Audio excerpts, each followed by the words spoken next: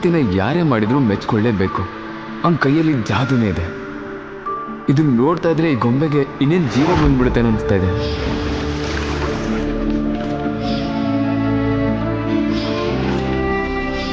ಇದು ನಿಮ್ಮ ಪೇಮೆಂಟ್.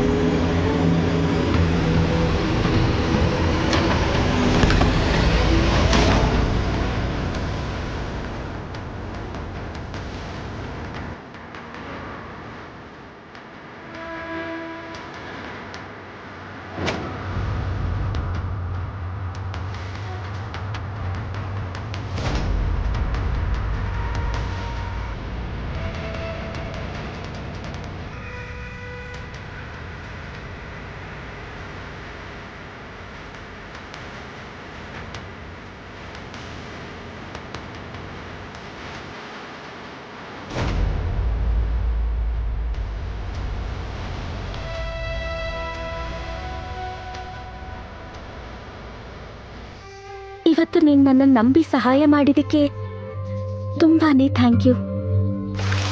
ಸೂರಜ್, ಒಂದು ಮಾತು ಕೇಳಲ್ಲ? ನನ್ನ ಮನೆಯಿಂದ ಓಡಿಸೋದಕ್ಕೋಸ್ಕರ ನೀನು ದುಡ್ಡು ತಗೊಂಡಿದ್ರೆ ಅದನ್ನು ವಾಪಸ್ ಯಾಕೆ ಕೊಟ್ಟೆ? ನೀನು ಸಕ್ಸಸ್ಫುಲ್ ಆಗಿದೆಯಲ್ಲ, ಸಡನ್ನಾಗಿ ಮನಸ್ಸು ಯಾಕೆ ಬದಲಾಯಿತು? ಮೊದಲನೇದಾಗಿ ನನ್ನ ಗೂಂಡ ಇರ್ಬೋದು, ಆದರೆ ಕಳ್ಳಲ್ಲ ದುಡ್ಡು ಕದಿಯೋದಕ್ಕೆ. ಮತ್ತೆರಡನೇದಾಗಿ ನೀವು ಕೇರ್ಲೆಸ್ ಆಗಿ ನಡ್ಕೊಂಡು ಅದರ ಅಪವಾದನ ನನ್ನ ಮೇಲೆ ಹಾಕ್ಬೇಡಿ. ಮತ್ತು ಮೂರನೇದು, ದುಡ್ಡು ಸಂಪಾದನೆ ಮಾಡೋದು ಮತ್ತು ಉಳಿಸ್ಕೊಳ್ಳೋದು ಎರಡೂ ಕೂಡ ಬೇರೆ ವಿಚಾರ. ತಾಯಿಮ ಹೇಳ್ತಾ ಇದ್ದು ಸರಿಯಾಗೇ ಇದೆ. ನೀವು ದುಡ್ಡಿಗೆ ಸ್ವಲ್ಪನೂ ಬೆಲೆ ಕೊಡಲ್ಲ. ಒಂದು ವೇಳೆ ಕೊಡೋ ಹಾಗಿದ್ದಿದ್ರೆ ಆ ದುಡ್ಡನ್ನ ಎಲ್ಲಂದ್ರಲ್ಲಿ ಇಡ್ತಾ ಇರಲಿಲ್ಲ ನೀವು.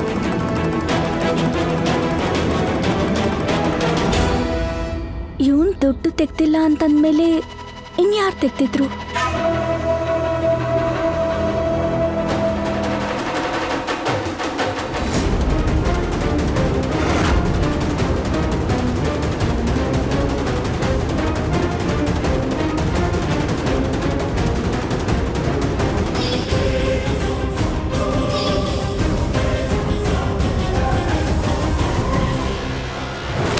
ಏನ್ ಮಾಡ್ತಾ ಇದೀಯ ನೀನು?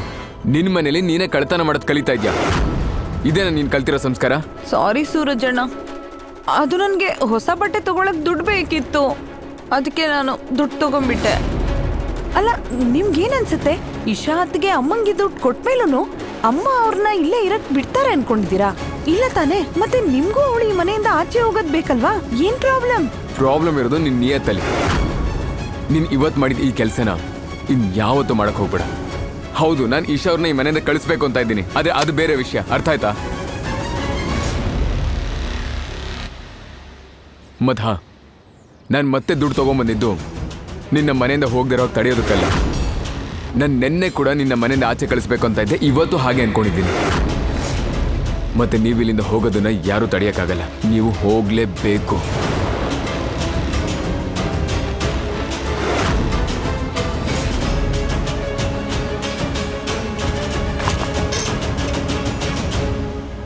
ನಾನು ಹೋಗೋದನ್ನ ತಡೆಯೋದಕ್ಕಲ್ಲದೆ ಇರ್ಬೋದು, ಆದರೆ ನನಗೆ ಗೊತ್ತು, ನೀನು ಸತ್ಯದ ಕಡೆ ನಿಲ್ಲೋದಕ್ಕೋಸ್ಕರ ನಿಮ್ಮನೆಯವ್ರ ಜೊತೆಲೆ ಯಾರ ಜೊತೆಲೋ ಜಗಳ ಆಡಿದ್ಯಾ? ನಾನು ಅಮ್ಮನ ಹತ್ರ ಸುಳ್ಳು ಹೇಳಿಲ್ಲ ಅಂತ ಪ್ರೂವ್ ಮಾಡಿದ್ಯಾ? ಎಷ್ಟು ಸತ್ಯ ನೀನು? ಇಷ್ಟು ಒಳ್ಳೆ ಗಂಡನ ಬಿಟ್ಟು ಯಾರು? ನೀನು ಎಷ್ಟೇ ಪ್ರಯತ್ನ ಮಾಡು, ನಾನಿಲ್ಲಿಂದ ಎಲ್ಲಿಗೂ ಹೋಗಲ್ಲ. ಮಿಸ್ಟರ್ ಬುದ್ಧಿವಂತ ಬ್ರಹ್ಮಚಾರಿ.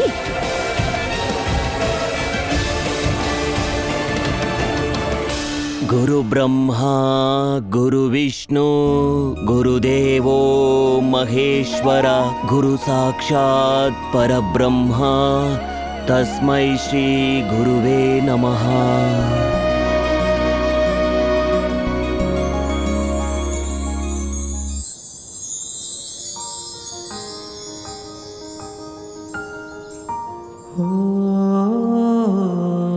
ಗುರುವೇ ಬ್ರಹ್ಮ, ಗುರುವೇ ವಿಷ್ಣು, ಗುರುವೇ ಮಹೇಶ್ವರ, ಗುರುವೇ ಪರಬ್ರಹ್ಮ. ನನಗೆ ಗುರು ಸಮಾನವಾಗಿರೋ ನನ್ನ ತಂದೆಗೆ ನನ್ನ ನಮಸ್ಕಾರ. ನನಗೆ ಗೊತ್ತಿದೆ ಅಪ್ಪ, ನಿಮಗೆ ನನ್ನ ಮೇಲೆ ಕೋಪ ಇದೆ. ಬಹುಶಃ ನಮ್ಮಿಬ್ಬರ ಮಧ್ಯೆ ಇದು ಯಾವತ್ತೂ ಸರಿ ಹೋಗಲ್ಲ ಅನ್ಸುತ್ತೆ. ಬಹುಶಃ ನಿಮ್ಮ ಮನಸ್ಸಲ್ಲಿ ನಾನು ಮತ್ತೆ ಜಾಗ ಪಡೆಯೋದಕ್ಕಾಗಲ್ಲ ಅಂತ ಅನ್ಸುತ್ತೆ. ಆದರೆ ಎಲ್ಲಿವರೆಗೂ ನಾನು ಉಸಿರಾಡ್ತಾ ಇರ್ತೀನೋ ಅಲ್ಲಿವರೆಗೂ ನೀವೇ ನನ್ನ ಗುರುಗಳು. ಆಶೀರ್ವಾದ ಮಾಡಿ ಅಪ್ಪ.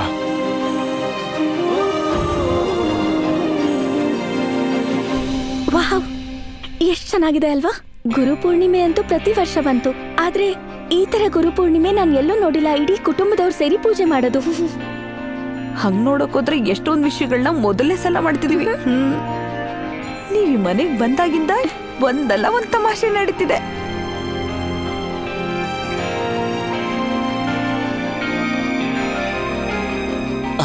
ಮುಗೀತು. ಅಯ್ಯೋ ಅಯ್ಯೋ ಬೇಡ ಬೇಡ ಮಕ್ಕಳ, ಅಯ್ಯೋ ಬೇಡಮ್ಮ. ಒಳ್ಳೇದಾಗ್ಲಿ, ಎಲ್ರಿಗೂ ಒಳ್ಳೇದಾಗ್ಲಿ. ಎಲ್ರು ಖುಷಿಯಾಗಿರಿ. ಗುರು ಪೂರ್ಣಿಮೆ ದಿನ ಗುರುವಿನ ಆಶೀರ್ವಾದ ನಿಜವಾಗ್ಲೂ ಯಾರಿಗೆ ಸಿಗುತ್ತೆ ಅಂತ ಅಂದ್ರೆ, ಯಾರು ಅವ್ರು ಹಿಂದೆ ಮಾಡಿರೋ ತಪ್ಪನ್ನ ಅರ್ಥಕೋತಾರೋ ಅವ್ರಿಗೆ. ಆದ್ರಿಂದ ಇವತ್ತಿನಿಂದ ನೀವು ಗುರುವಿನ ಮನಸ್ಸಿಗೆ ಯಾವುದೇ ಕಾರಣಕ್ಕೂ ನೋವುಂಟು ಮಾಡಬಾರ್ದು. ಅದೇ ನೀವು ಗುರುಗೆ ಕೊಡೋ ನಿಜವಾದ ಗೌರವ.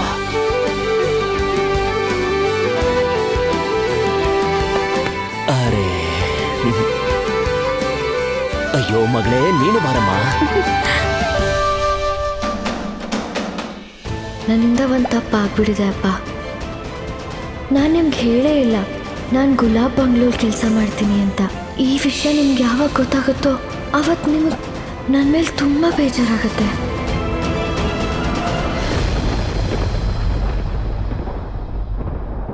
ಅಪ್ಪ, ನಾನಂತೂ ತುಂಬಾ ಲಕ್ಕಿ. ನನಗಂತೂ ತಂದೆ ರೂಪದಲ್ಲಿ ನಿಮ್ಮಂಥ ಗುರುಗಳು ಸಿಕ್ಕಿದ್ರು.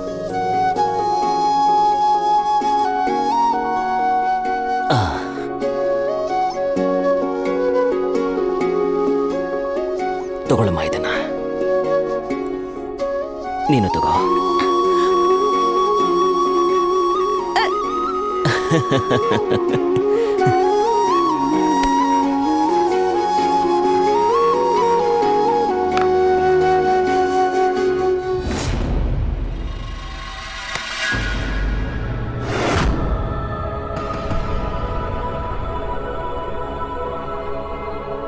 ಅದು ನೀನು ಈ ಪ್ರಸಾದನ ಯಾರಿಗೆ ತಗೊಂಡೋಗಿ ಕೊಡ್ತೀಯಾ ಅಂತ ನನಗೆ ಗೊತ್ತಿದೆ. ಮಗಳೇ, ಈ ಪ್ರಸಾದನ ಯಾರು ತಗೋಬೇಕು ಅಂದ್ರೆ ಗುರು ಶಿಷ್ಯರ ಪರಂಪರೆನ ಯಾರು ನಿಭಾಯಿಸ್ತಾರೋ ಅವರು. ನಿನ್ನಣ್ಣ ಒಂದು ಕಾಲದಲ್ಲಿ ನನ್ನ ಶಿಷ್ಯನಾಗಿದ್ದ. ಆದ್ರೆ ಅವನು ತಪ್ಪ ದಾರಿಯಲ್ಲಿ ಹೋಗಿ ಈಗ ನನ್ನ ಮನಸ್ಸಿಗೆ ನೋವುಂಟು ಮಾಡಿದಾನಮ್ಮ. ಹಾಗಾಗಿ ಈ ಪ್ರಸಾದ ಸ್ವೀಕರಿಸೋ ಹಕ್ಕು ಅವನಿಗಿಲ್ಲ.